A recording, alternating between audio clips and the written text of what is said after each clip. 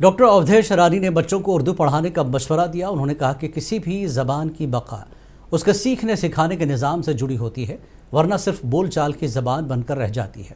انہوں نے اردو کے مستقبل کو تابناک قرار دیا، لیکن اس کے لیے اردو والوں کو اردو کی ترقی و ترویج کے لیے ٹھوس اقدامات کرنے پر زور دیا، اور والدین اور سرپرستوں کو بچوں کو اردو سکھانے کا مشورہ دیا۔ دیکھیے، اگر اردو ہم اپنے بچوں کو پڑھائیں گے اور ہم ان کے ساتھ رہیں گے تو اردو کو کوئی ہاتھ نہیں لگائے گا۔ روزگار تو کیسا بھی ملتے ہی رہتے ہیں، جس کی قسمت میں روزہ رکھا ہوا ہے وہ روزہ رہتا ہے، جس کی قسمت میں روزگار ہے وہ روزگار رہتا ہے۔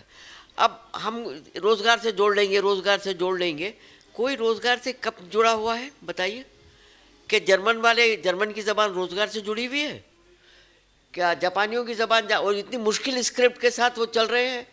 ہم خامخواہ یہ ایک ذہن میں ڈال دیا ہے کہ ہماری اردو جو ہے ہم کو روزگار نہیں دیتی، کہ اگر آپ نے اردو پڑھائی اور اردو پڑھی تو آنے والا مستقبل ہے، نہیں تو کیا ہو جائے گا؟ یہ صرف بول چال کی زبان رہ جائے گی، کیونکہ اس میں عوام ایک دوسرے سے بولتے رہتے ہیں، تو ظاہر ہے وہ بول چال رہے گا، آپ اسکرپٹ لکھنا چھوڑ دیں گے۔